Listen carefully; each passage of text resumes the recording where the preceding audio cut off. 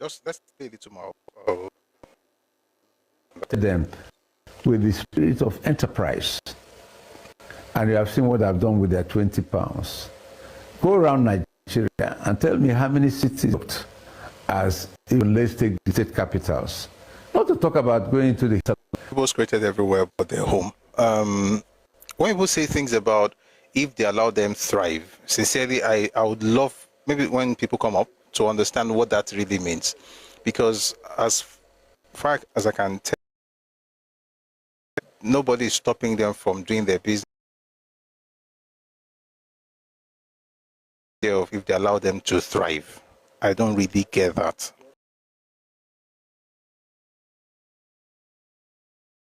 Building embassies and mansions, so apparently the money is coming from somewhere, so I don't get that. Then the part where they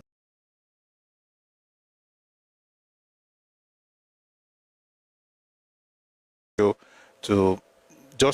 not going to go deep into this, but the idea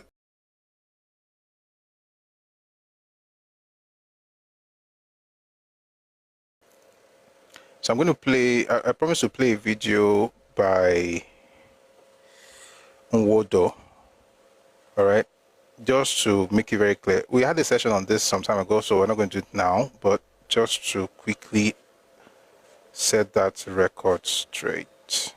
Right, this is from John Awolowo. He used to be the President General of Awolowo. Take a listen to this.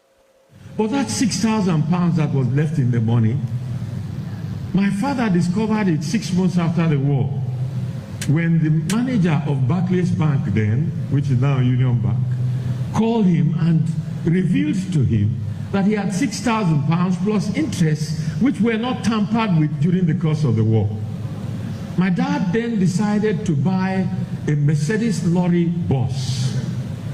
That time in the southeast, all the vehicles that were there had been used during the war, and many had been cannibalized, and the few that survived were smoking or hardly in any good condition to traverse state territories. There was no farming throughout the war, and a lot of people who were compressed in few communities where the war did not reach did not have enough food cultivated in those communities to sustain them. So all the food that were coming to the east were brought from the west and the north, principally from the north. Thank you, ZJTY. Both of them are brothers, yeah. I actually put together because of the surname. I didn't even know they were brothers, but I noticed the surname, so I was thinking maybe cousins or maybe just coincidence. The idea that they give them £20, regardless of how much they had, is not true. His own father got £6,000 back with interest. The way it worked was, if you could produce your passbook and your documents, one second though. If you could produce your passbook and other documents, you would get your money back. The folks who didn't get their money back apparently happened to be those who either could not produce their passbooks, or people who already took their money and exchanged it for Biafran pound. And there was a rumor at the time in 1970 that if they had 20 Biafran pound, they would get Nigerian naira. In fact, that's number 3. I'll come back to number 3 later. Number 2 were people who brought their old Nigerian pound and wanted to change it to Nigerian naira after the nation was already done with the exercise, which happened in January of 1968. They now brought their own old Nigerian notes in 1970, asking that Nigeria should change it for them, which of course was impossible. The last one was the ones who had Biafran pounds. So they took their money, they exchanged it for Biafran pounds. Take this Biafran pounds. We heard they had this rumor that if you, which makes no sense, because the Biafran pounds has no value. Okay, so the Biafran pound has no value. What exactly is the value of a Biafran pound? And it's like giving me 20 pieces of paper and telling me to give you $1. Like, so what's the value of the paper you're giving to me? Why do I need the paper? That's, and I've said several times, the Biafran pound was not worth, at the time, it wasn't worth the bill, the currency was not worth the paper on which it was printed. Today, you might decide to take it as a collector's item, which is okay. But at the time, it was just a waste. Again, the 20 pounds, and looking back right now, I wonder if Nigeria should have given people anything at all. Because there was civil war in the United States in the, I think it was 1860, in the 1860s, 65 or 66, thereabout. There was civil war in the 1860s in the United States. I didn't see the federal government giving the South anything. What they did with 20 pounds was to help people get back to where they were. It was an ex gratia payment. It wasn't something for. It wasn't. They were not paying you for anything like, oh, you had money in bank, we're going to give you 20 pounds. They were trying to help because, number one, you couldn't produce any proof that you had any money in the bank. Number two, if you had changed your money already, who is going to give you any money? Sorry, we have some.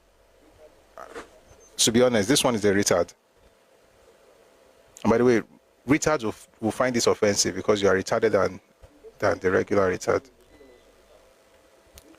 All right. So, in case you are Nigerian, people come to you and say they give all of us 20 pounds. You should be grateful. In my culture, when people give you gifts, you're supposed to say thank you. Not to now say, I had more than that before. When you started the war, number one, when you gave the money to when you returned home, we didn't have any conversation, so you didn't give me anything. I was not the one who told you to travel. Number two, when you gave your money to Ojukwu, and Ojukwu ran away to Cote d'Ivoire, how come you didn't send telegram to Cote d'Ivoire to get your money back? Why did Nigeria pay you for what bills you have? What Nigeria did was something to make you feel like, come back home. For instance, apart from that, if you were working in the Federal Civil Service, you got your job back. Oh, we've done these sessions before, maybe another time, but people got their jobs back. Do you know that even Buhari, that is so hated, actually paid the gratuity of Biafran soldiers? Not in 1980, not in the 1980s. Oh, this one that they finished in 2023. He was paying Biafran pensioners who were supposed to not have anything to do with Nigeria anymore.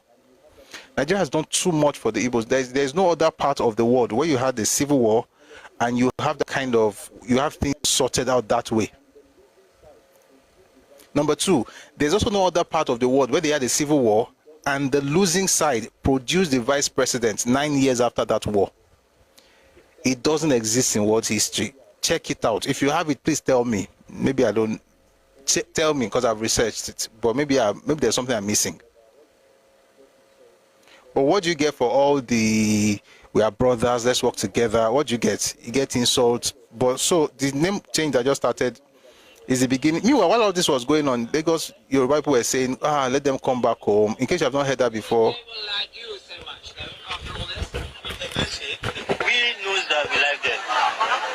Do you feel it will be easy to integrate them in Nigeria now? Well, they are already Nigerians. They are already Nigerians. We never disputed. Well, they disputed it, though, didn't they? No, they didn't dispute. Well, they were misled. Well, they set up a country of their own, called it Biafra. They were misled, not that they... They were misled. They were misled, and they've now seen the light. Do you feel that the Igbo... Can you accept that the Igbos will be your brothers? So that's how people thought of the people in Yoruba. Please, let's power tap on TikTok. This thing is showing inactivity. Midwesterners, how Igbos overran those spaces.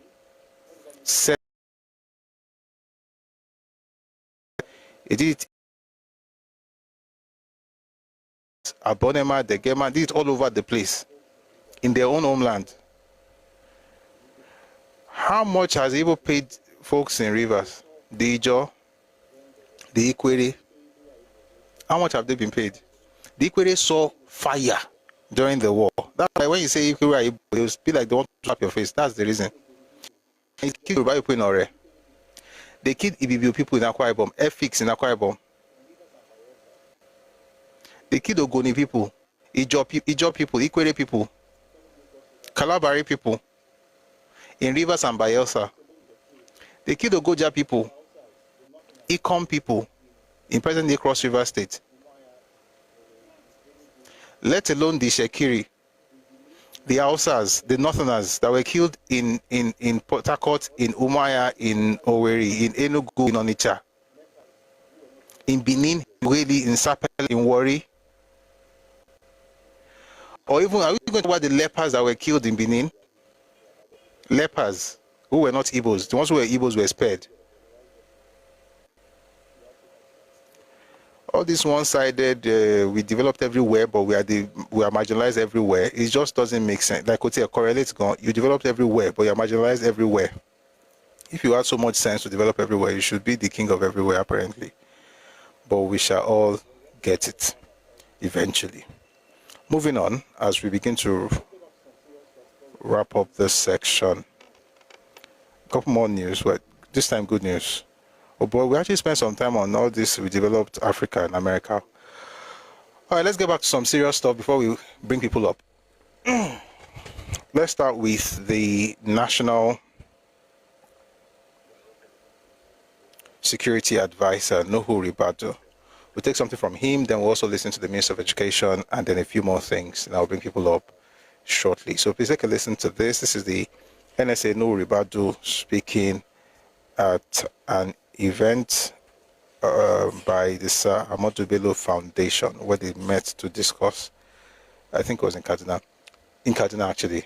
Take a listen to this. Those ones you see, of course, go to the next. I think here, the reason why I brought out this specific to tell you, you drive from Abuja to Kaduna free at night now, because we killed these bastards. Those ones you see there. Kachala Boka, Dogo Isa, control of those areas. We killed them, we feared them.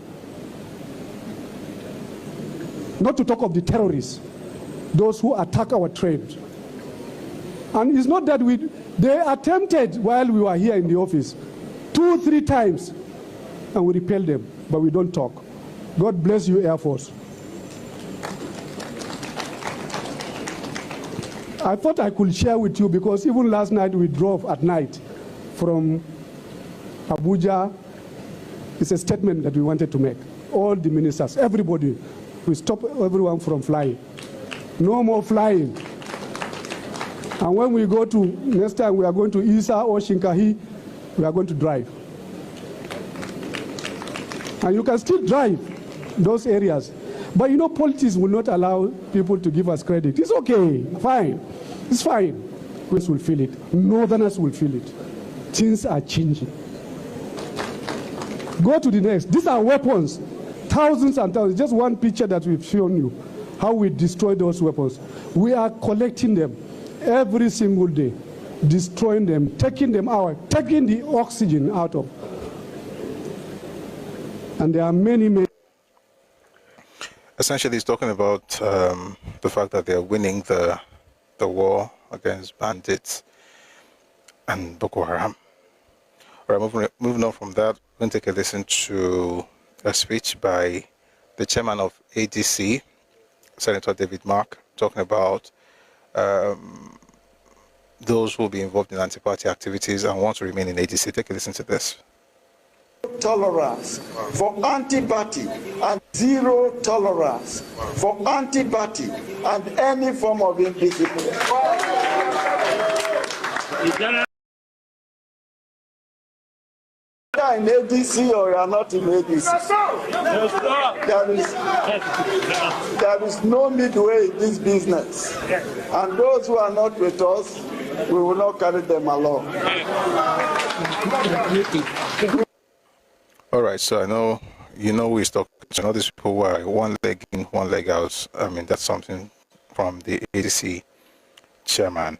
This one is from the Minister of Education, to G Alausa. Take a look into this.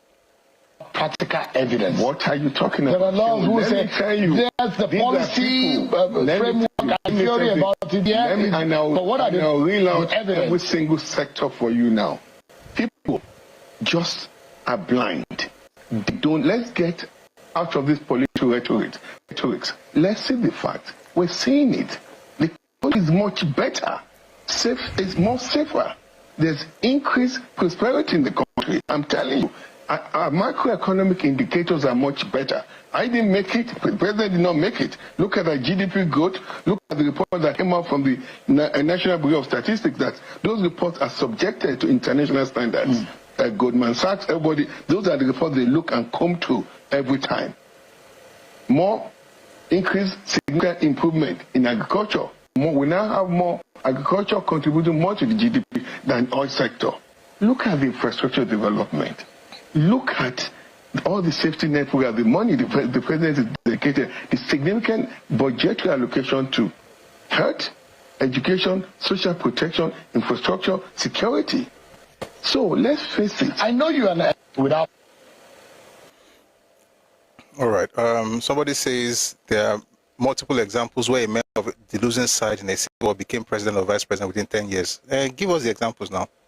Provide the examples instead of just telling us about it. Provide the examples.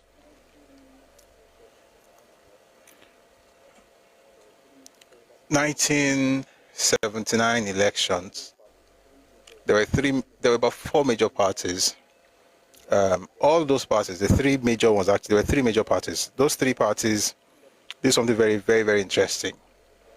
They ensured that an Igbo man was either the presidential candidate or the vice presidential candidate.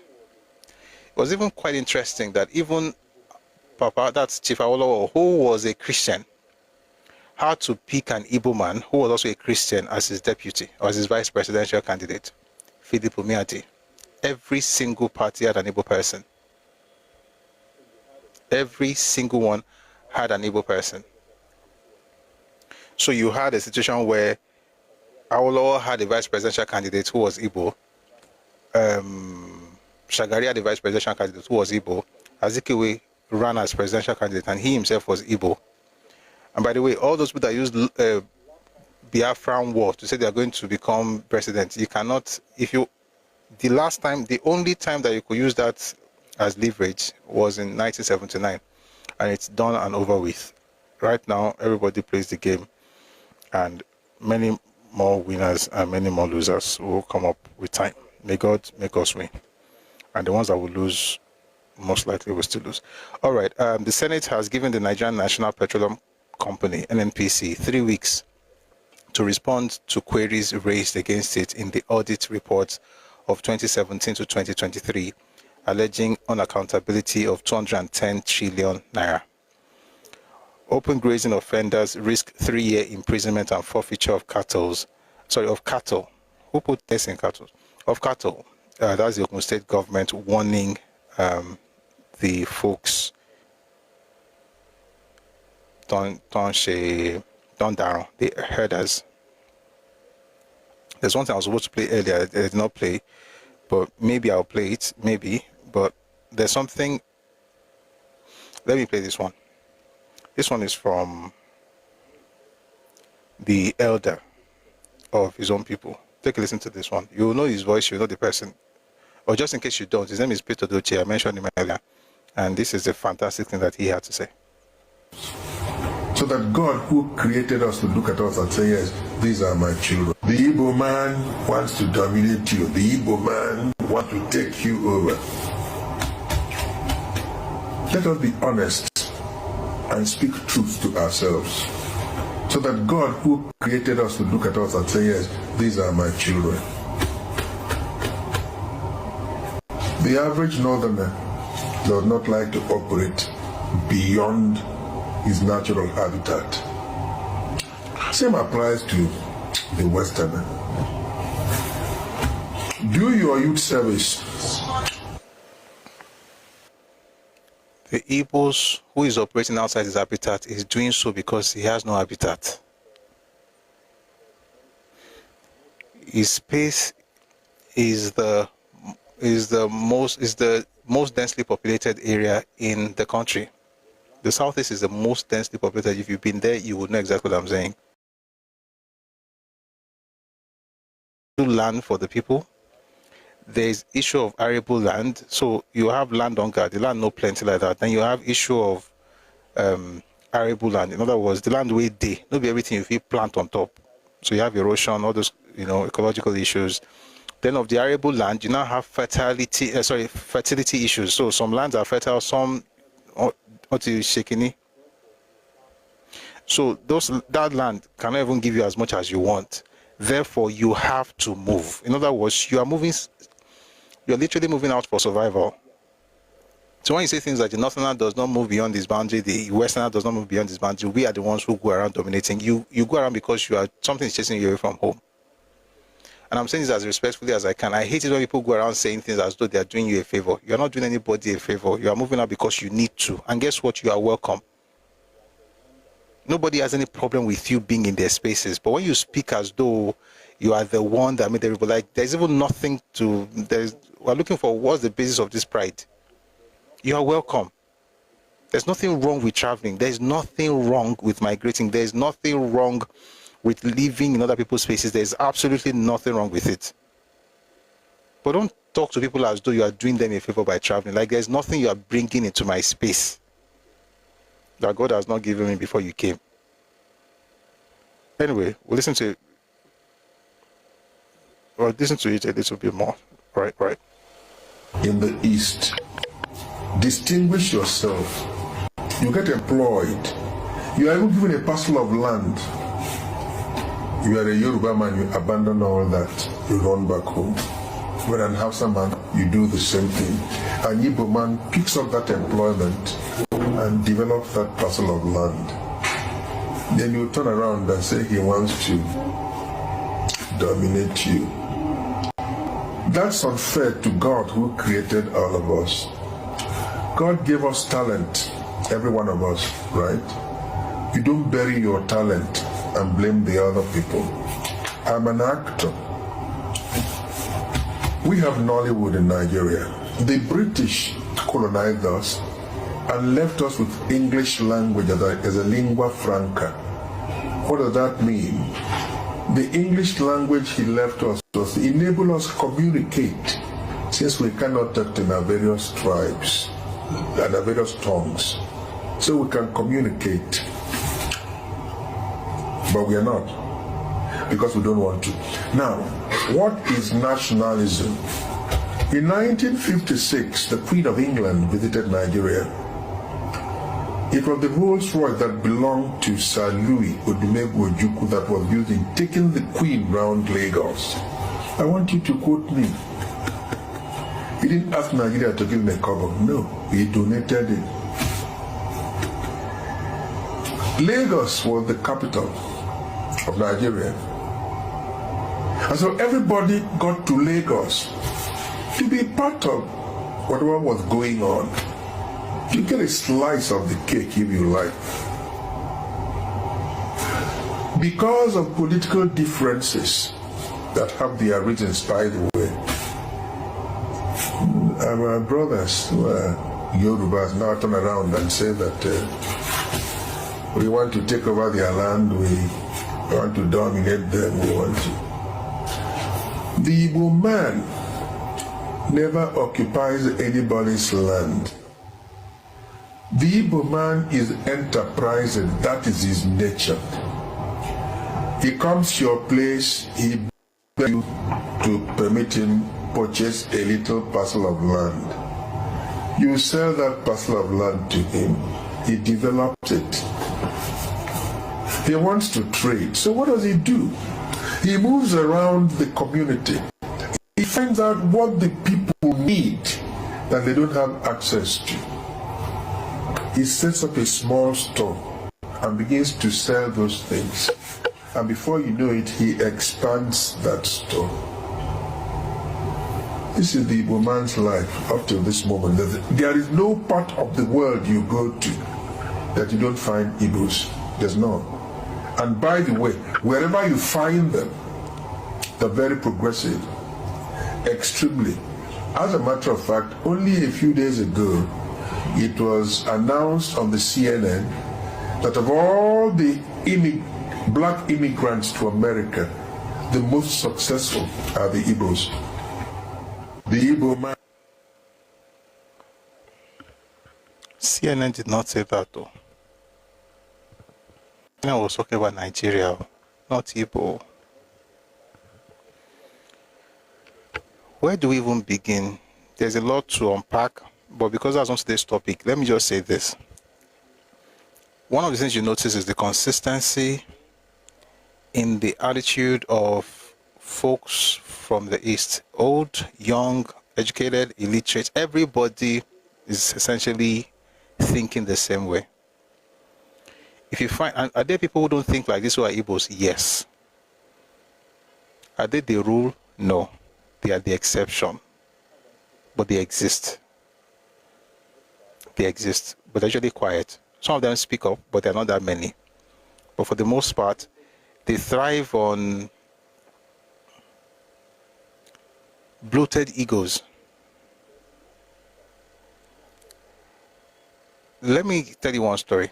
There's a man in Jabi. If you know Abuja, you probably know Jabi. The time I was staying in Jabi, there was this man who had this shop. Of course, also selling, provisions and things like that. And one day I decided to have a conversation with him. And then we're just talking. Then he said, this today, like we're doing this, but you may not see me here. I was asking if he was going to be there the following day. I went to do something or something like that. Then he said, it will be in another part of town. That's where the main shop is. And they started telling me that he had about 3 shops. The father had given him money in the beginning, about $1 million. This was, what I'm talking about is many years ago. That he decided the business, expanded it, and he's from Sokoto. And he just told me a number of things, not necessarily part of the conversation today. And then after that conversation, I started observing Hausa people who were selling things in Abuja. Let me tell you something. We say a lot of things because maybe people don't go out of their spaces. The idea that you went to the land and you dominated Kiniko and you said Kiniko, it happened for a reason. And there are 2 reasons. Number 1, you are escaping something from home. Number 2, you were welcome in that particular place. And neither of those reasons has anything to do with your advantage. Now that you spot need and you meet it, that's brilliant. But if you use it as an excuse to now tell people, and I said something some days ago, I'll say it again. There are people in Nigeria that you should not sell land to. And the reason is not because you hate them. The reason is because of the meaning of the term, purchase. Some people think that once you buy that land, you are now the owner of the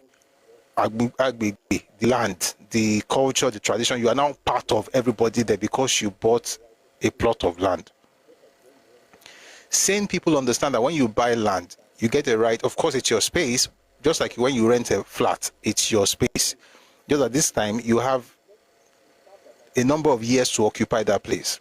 By the way, in Nigeria, it's capped at 99 years. It's capped at 99 years. That means 99 years will be the maximum tenure or term or tenure. That 99 years will be the longest you can spend there. They could make it 50.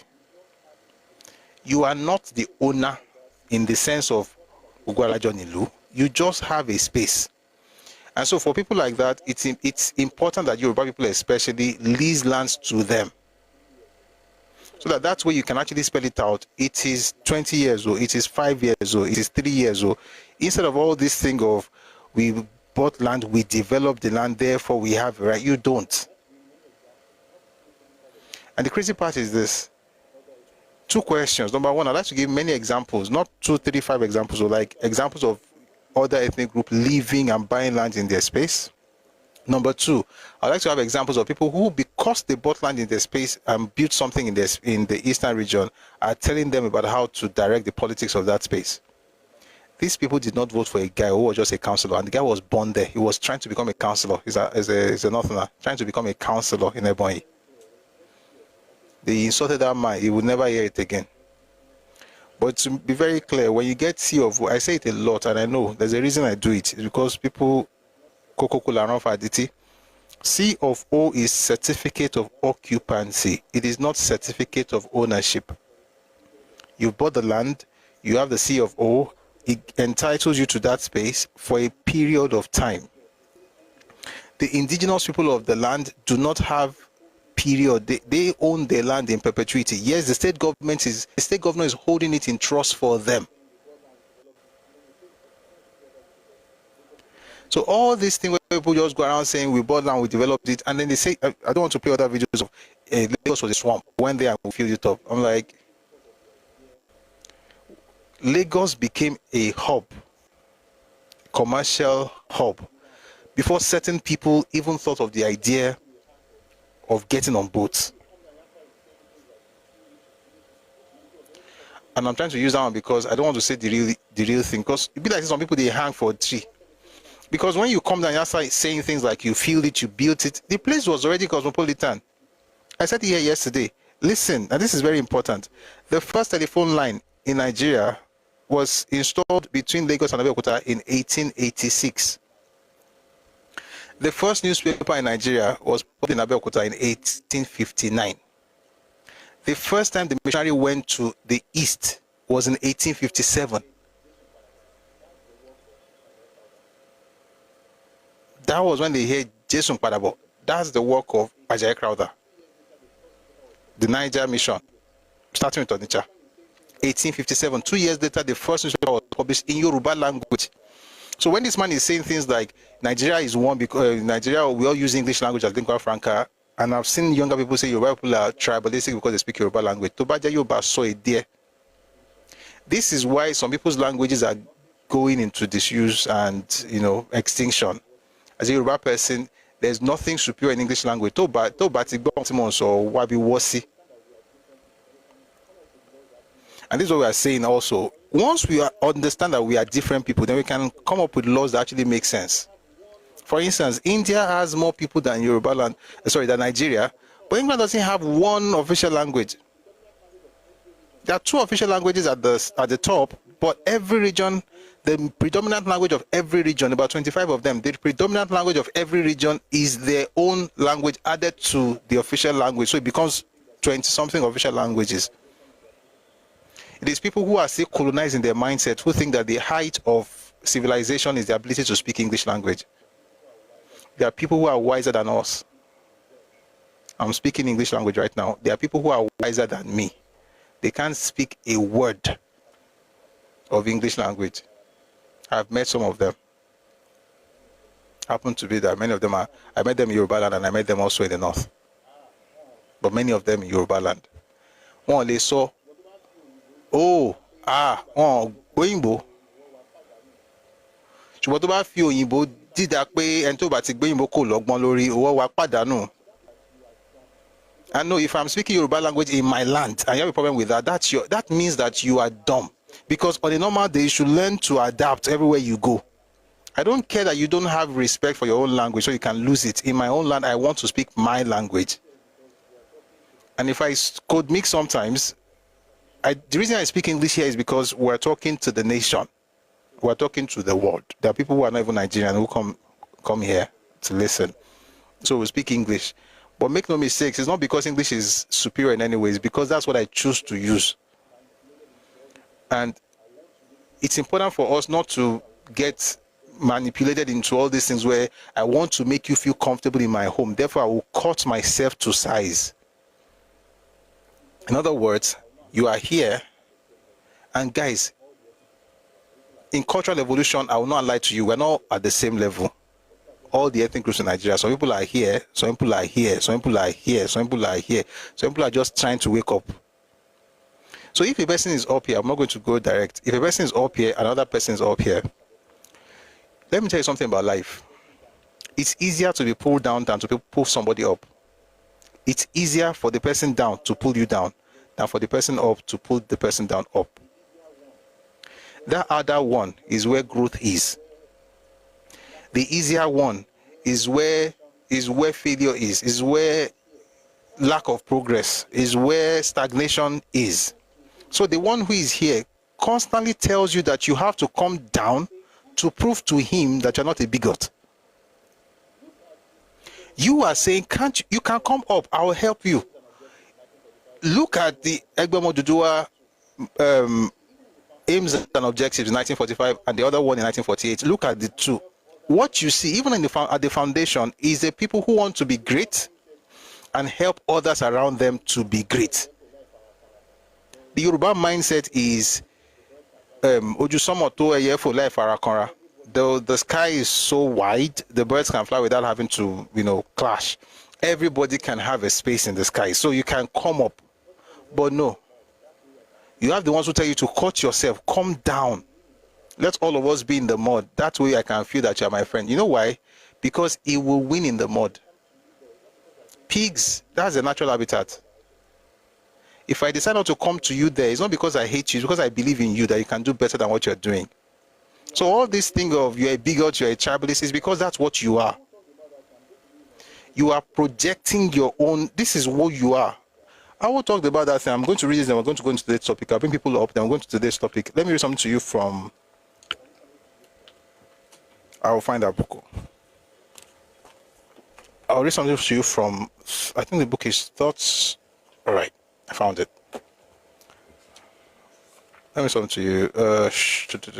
Very fast, very fast, very fast.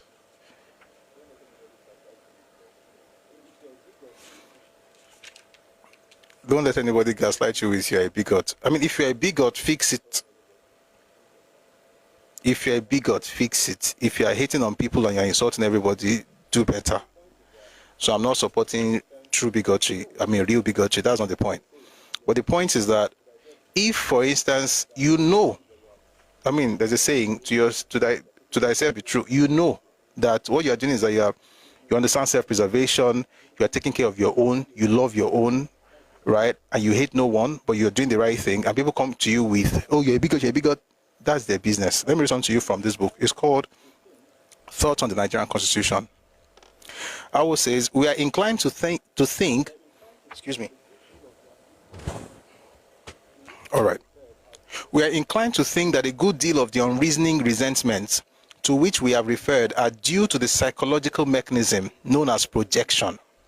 There is, in fact, abundant evidence, which we will refrain from stating here, that many of those who see regionalism and tribalism in the derogatory sense in every harmless activity are themselves the worst offenders. I won't go back to read it. They are the worst offenders, and what I was looking for was that psychological mechanism. It's a coping mechanism that they use. They have to call you. This book was published in 1966. 1966 was when this book was published. Be like saying today bread. When people call you that thing, they are trying to bring you down to their level so that in their minds they can now feel like we are at the same point, then we can fight. But the point is, Igimujin or Sori, there is no comparison. There is no basis for it. Where you are, if that's your natural habitat, I thought I could help you come up.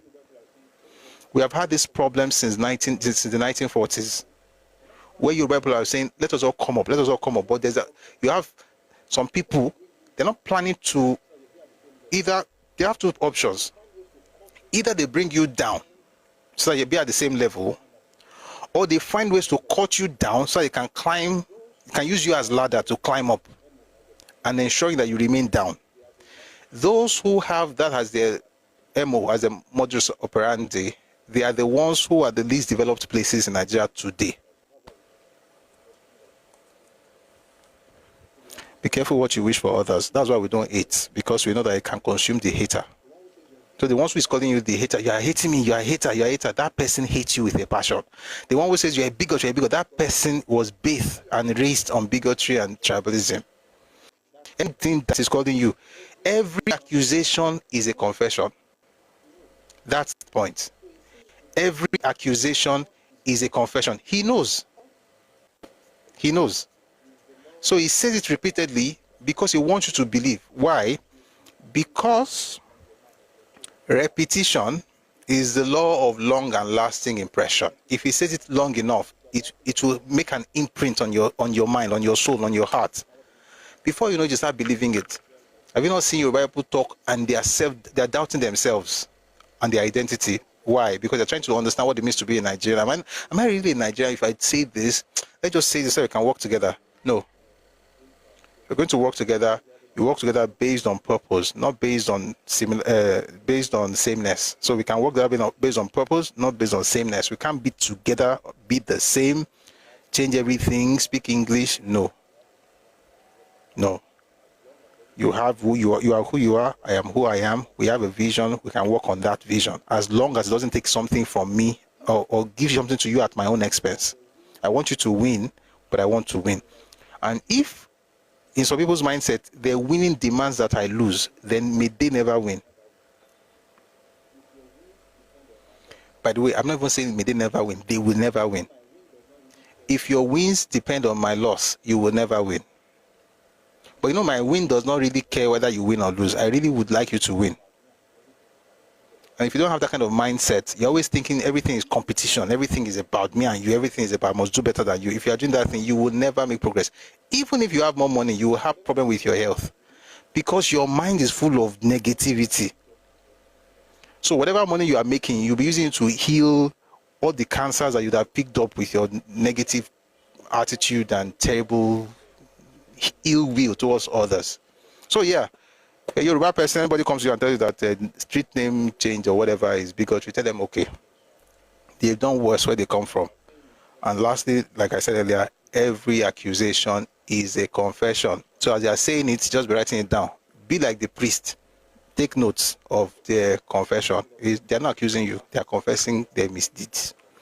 All right, thanks for listening. Let's bring people up right now. We'll have some conversations around the news, then we'll move on to the topic of today, where we'll be talking about Nigerian youth movement and Awolowo's path in it. We're also talking about what Azikiwe did and how everything eventually changed in Nigerian political structure or political journey. And it changed because somebody in 1940 introduced tribalism for the very first time in Nigerian politics. And the person is none other than Dr. Nnamdi Azikiwe. How did he do it? We'll talk about it after this conversation. So let's bring some people up. If you'd like to be part of the conversation, please send your requests, and then we'll have this very quickly. Then we'll move on to the topic of today, Awolowo's Path, Part 6. Thank you very much. So I'm going to bring people up who have sent requests. As soon as you get up, please mute yourselves, and they'll get you to contribute.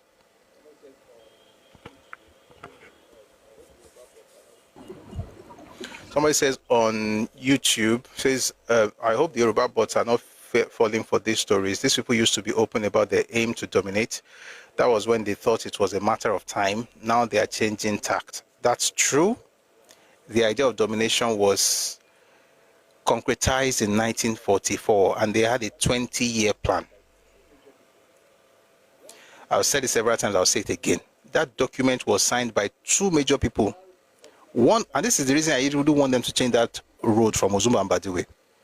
That document was signed by Mbadiwe and Mbanugo. It was a 20-year plan to dominate other parts of Nigeria. It's not anything about God has given us the right to dominate. No, dominate your father's house first. So you're right, my brother on YouTube. Another person says unitary system is a system that is not only a means of survival for the Igbos only, but for the Chinese, Indians, Lebanese, and Nigeria's elites. Regionalism is now a taboo. Regionalism is not a taboo. You are wrong. If regionalism were a taboo, you're not going to have the regional developmental organizations, regional development commissions that have been inaugurated this year. Somebody says a bigot who can't speak English language. Your father cannot even speak to save his life. You are from a tribe of retards.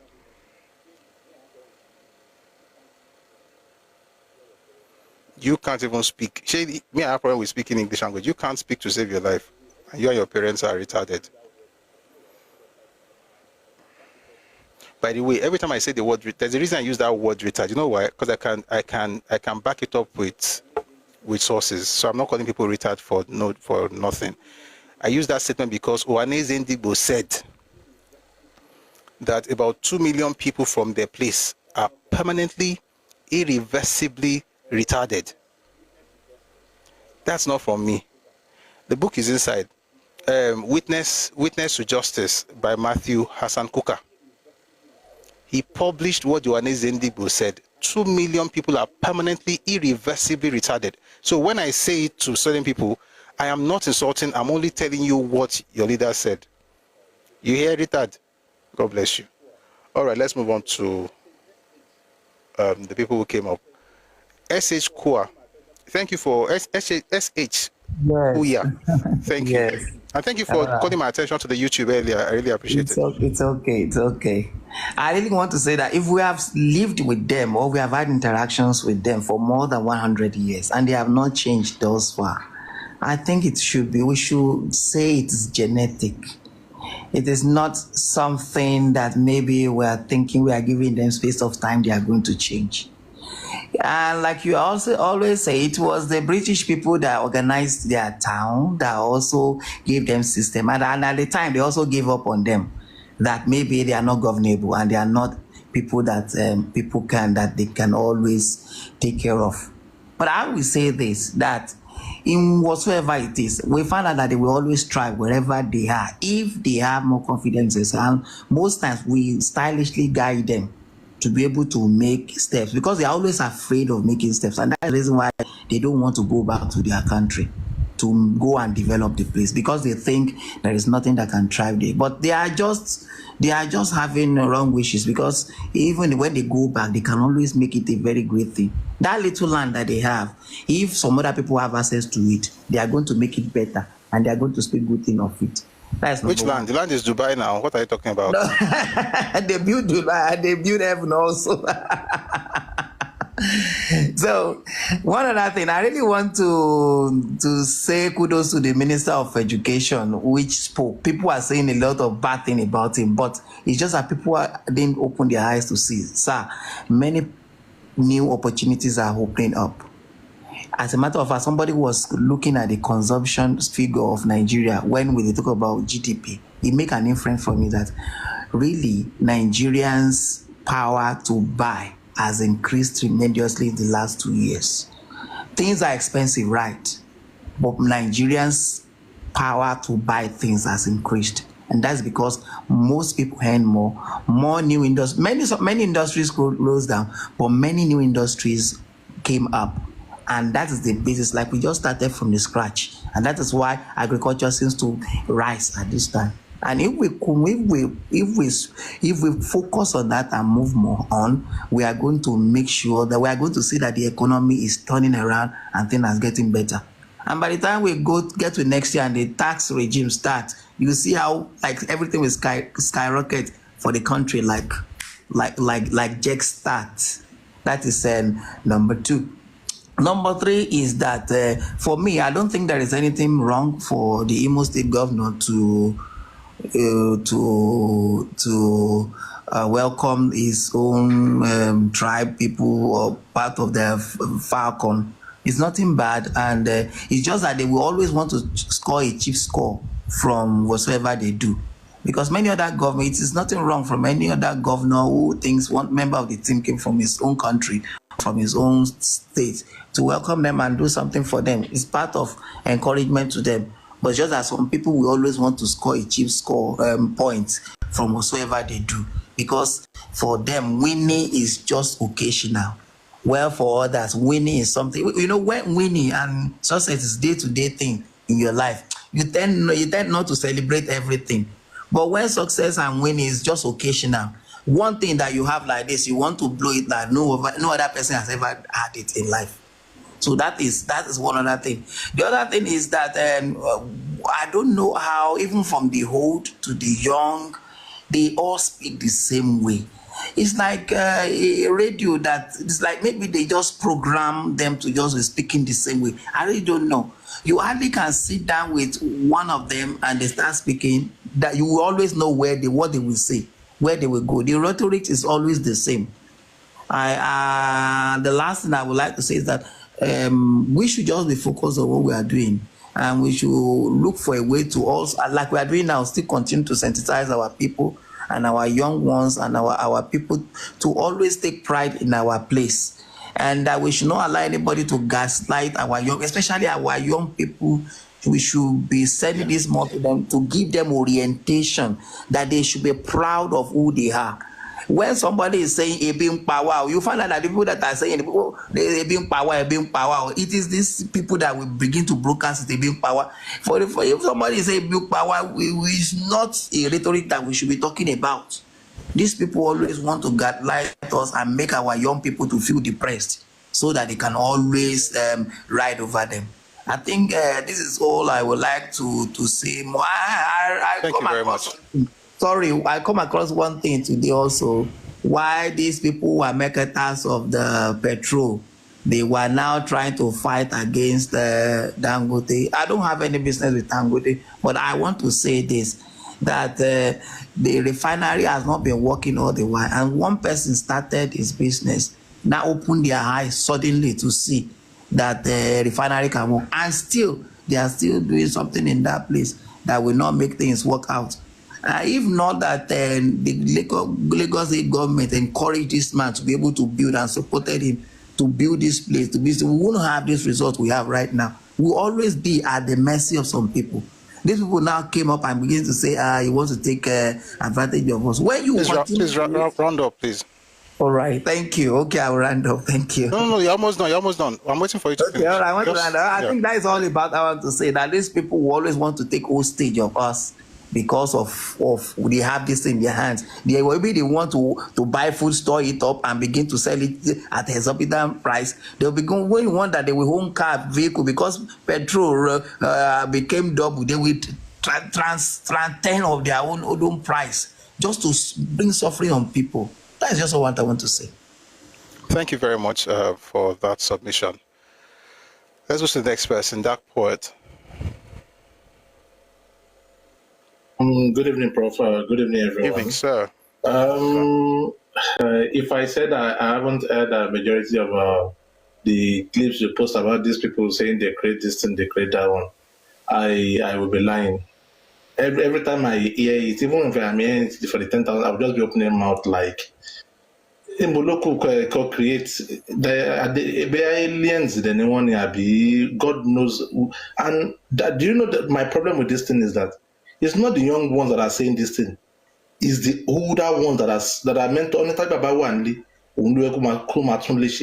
is the older ones that are meant to educate the young ones that, okay, you guys, you know what has happened has happened. We might not forget it, but let's learn from it going forward. Let's progress, let's forge forward so that we can build new things, we can develop our homeland, thereby if we develop our own land, we can export that development. But they will always come that they develop this, they develop that. But Prof, I've been to the east, I've been to the north. I prefer going to the north than the east. I can say it with all my mouth. So they just come, and I used to think it is the Hausas that the leaders have a strong hold on them to maybe push narrative amongst them. Now I can see in 2025 that the Southers are worst. Because anything those up there regurgitate, they say till Oyunu regurgitated the same thing, the same rhetoric you've been using for decades, and it's not working, almost a century. It does. People have now know about your victimization of your victim tactics, that you be. How can you be the victor and the victim at the same time? It's what I don't understand. You develop all these places. Oh, you are the big messiah. At the same time, you come down. Oh, they are marginalizing us. You can't. Oh, the judge go to jail now.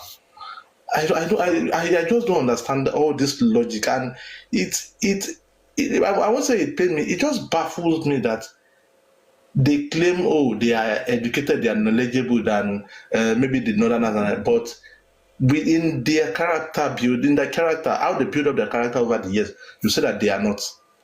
They are just playing false claim all over the place. Let me just end it here. I don't want to go because I've seen their claims as relevant these days. They claim they developed the moon and the sun and the solar system and all the planets inside. So let me say thank you for now. Thank you. Thank you, sir. Thank you. Meanwhile, I think it's important to also highlight why this is so. So people say things like, you hear the same thing from the aged and from the young, old and young, educated and illiterate. Everybody says the same thing. Why? we should know why. And the why is not that difficult to understand. You see, if you have a culture that, let me find a way to say it, let me not compare. If you have a people who regurgitate the same thing, it means that they are products of propaganda. They were taught to believe what they are saying. Therefore, I said it several times here, like, when you start talking about victimhood and the narrative and trying to explain history that doesn't make certain people feel like victims, they attack you. The reason is not because you are wrong. The reason people attack me and say the kind of things they say about me is not because I am wrong. It's because when you talk about that victimhood, I am literally talking about the core of their identity. It's like when you talk to a Yoruba person and you say there's no big deal about being Omoluabi. There's no big deal about being Omoluabi. Just act anyhow. You don't have to be, excuse me. There's no big deal about character, development. Just act anyhow. The core of the Yoruba identity is Omoluabi. So when you attack that, we look at you like you're not a good person. And sometimes we push back.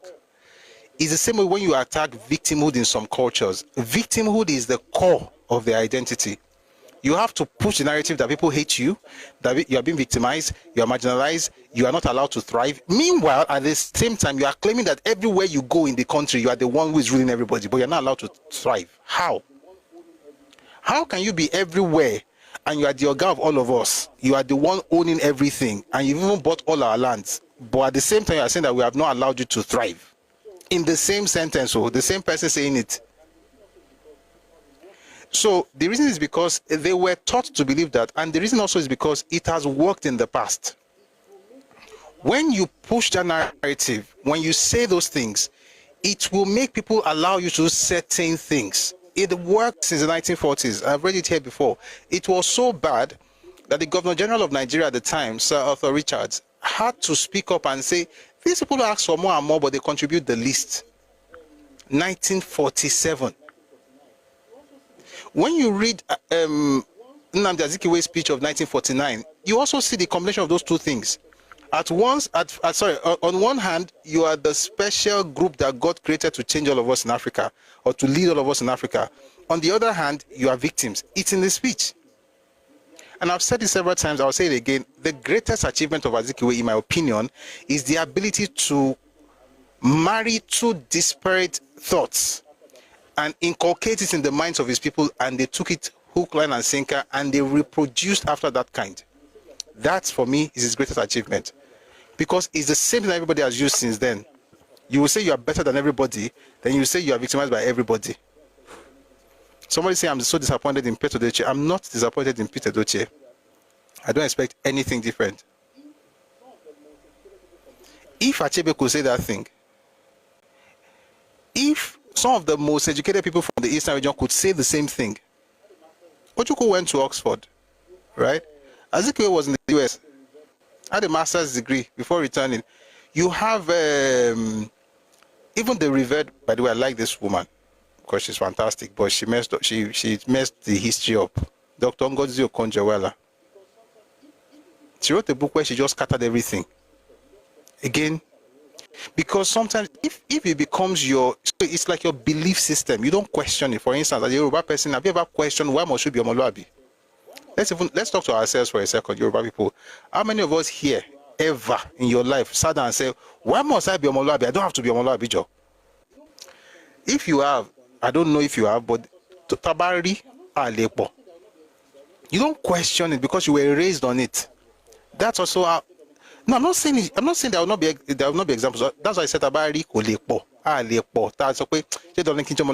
I'm not talking about a truant or somebody just saying no, I'm not doing it. I'm saying somebody will just sit and say, I don't want to be like this.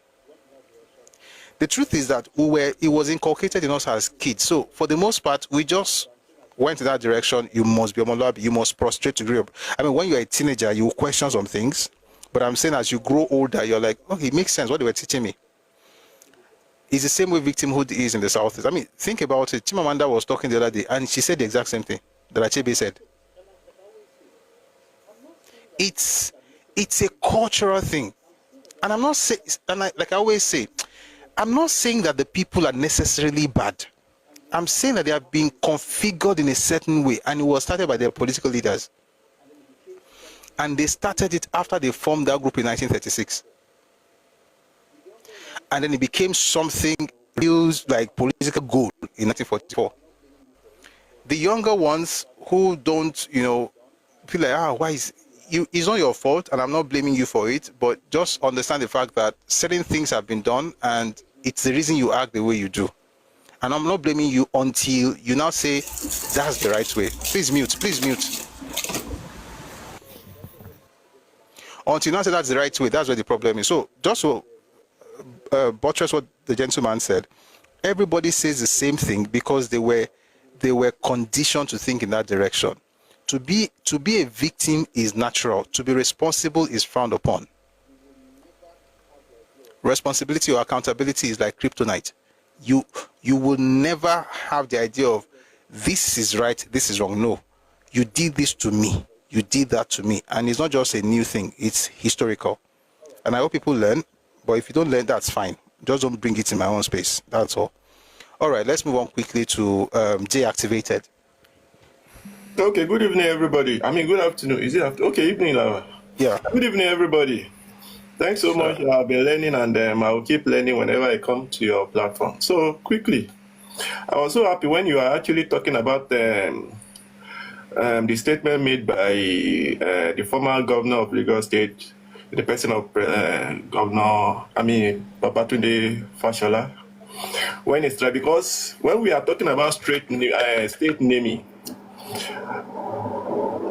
we are like, maybe it's only concerned the youth. But when I see a person like Mr. Babatunde Fashola, he also rekindle our hope, because these are the perspective of our leader supporting what we are actually doing. And he made mention of it. He said, former governor of Lagos State, in this today's punch, he said the Minister of Works, Babatunde Fashola, has advocated preservation of Lagos history to avoid distortion and promote value. You know, where I was growing up, my father taught me something. He was just showing me around where he actually bought. And he said, he was actually telling me about a particular street names. He said, the person that actually the name behind this street, and he said the person actually contributed so much. He bought transformer for that street. He tarred the road with his own money. He did everything, and he really make life in that particular area so comfortable for so many of them. People are like, maybe he's still going to even charge them for all those things he bought. And he said he's not actually charging them. So when he wants to actually use his name to name that street, everybody weren't even opposed to him. And that's development. He did it out of his own self-way. But talking about this Charlie boy, he wasn't the one officially named in that bus stop, because I know that bus stop very well. But he is just speaking recto, all kind of things, all kind of jargon, just because a name was officially given to that particular street. We're supposed not to be condemned. And I won't stop. I actually want to make an addition at that. We as a Yoruba people, we need to be very, very conscious of all these tactics of these people, because they know that there are some people that are self-aware, but they know that there are some people that are not aware, and they will use all those their weakness to actually manipulate their evil agenda. So we need to actually be aware about their tactics. And secondly, I even thank God concerning the withdrawal of this indigenous bill. I'm so happy. I was on the same platform with Baba Awolowo, where Baba Awolowo was saying something that we don't even know what to do. And I was listening, I was like, God help me. As if it's even because Yoruba is my personal project. If Yoruba is gone, that is to say, what is my identity? So I was just like, God help us. And then since he has withdrawn, the statement is that it has been withdrawn. But honestly, perhaps because for them to actually raise this kind of deficit bill, they have their intention, they have their agenda. And we also, as a Yoruba person, as people that are so blessed with rich land, rich culture, and these people are actually looking for a way to actually grab our place, we have to be very, very vigilant, irrespective of the tactics, because for them to withdraw the bill and to say that because of the mounting of pressure, they will always come with another tactics, and we have to be ready, and we have to get our own children also ready, because it might not come at this our own generation, it might come in at our own children's generation. Look at what the host was saying. He made mention about this something similar to this bill in the whole time generation, and they still actually brought it this particular time. So we need to actually educate our children, because we don't want to a situation whereby we will now pass on and they will now use that influence to actually, because honestly, as an average Igbo is being groomed to that mindset of superiority to all other tribes in the country. And you also must know within yourself that you are also at the head. You are not a subservient to anybody. You are not a subservient to anybody. You hold your space, and you are the one that people should actually be jealous of, because in their own country, in their own space, there is nothing for me to jealous. I have the privilege of actually going to their region, but there is nothing I need to jealous of. I've been to Onisha, I've been to Imo State, I've been to different parts of their state. Nothing to jealous of about them. So as an individual Yoruba, you must actually build your self-esteem, make yourself know that all these things that they are saying, is all rhetoric. I saw a particular context saying one Igbo man is equal to 1,000 Yoruba man. What an insult! A seller saying one Igbo man is greater, is more than and stuff like that. And lastly, as I begin to actually wind up, when people are actually criticizing what Professor Dr. Alausa, the Minister of Education, was saying, most of them never understand the perspective is actually coming from. And not until you understand the economic perspective in which it's coming from, you cannot actually understand what he's saying. So when I saw some people just criticizing, most of them are criticizing based on what they don't have inkling about at all. And he gave his indices, and he gave what he was saying with the debate with Shane Wakimbaloye on channel. Was it on podcast like this or on channel television? And he gave it emphatically. This is a man that is so well read that he cannot just come on the public and be speaking just rhetoric. He came with the fact, and he was actually giving the evidence. And also, 30 seconds, please. Okay, I was listening to Nuri Badu, the chairman of DSS now, the chairman of DSS. He was speaking about those achievements they have actually made in terms of security, in terms of things that they have actually done in collaboration and stuff like that. And he gave how the situation of the security was before this present administration actually come out. I remember vividly when some of these barracks were actually ambushed by all these bandits and stuff like that, but there wasn't anything like that. But all these people, because they are fifth columnists, they don't see anything good about the country, they will still be condemning. So my own submission is this: they don't understand what maybe Dr. or Professor Alausa is saying, so they are just talking trash. Thank you so much. I appreciate you for giving me the opportunity. God bless. Thank you very much, Activated. I really appreciate your submission as well. Thanks a lot. We're going to go to Truth Matu now. Good afternoon, good Truth Matu. Yeah, good afternoon, brother. I greet you in the house. Yes, sir. Good afternoon. My brother, I will call you Bluff because what you are doing a very wonderful job. And this job you are doing is supposed to be my Igbo brother that's supposed to be educating our brothers. And when our people want to educate them, also they will call them Sabotua. You know, in Igbo land, we are being wired to believe that everything that has been done then in that Biafra war and everything, they are being done against Igbos. And they do fight for us in a way that is for betterment for Igbos. And it has to take you a long journey for you to know the truth, and also for you to understand that Ojukwu did that out of his own need of power. And end of the day, when you want to educate our people, see what happened. This guy did not do this thing for betterment of people. This guy do this thing for his own benefit, and also for the ego for power. They will call you saboteur because they are being wired that way. In Southeast, I will tell you, 99% of our people still think that way. And that is why when I see you educating some of our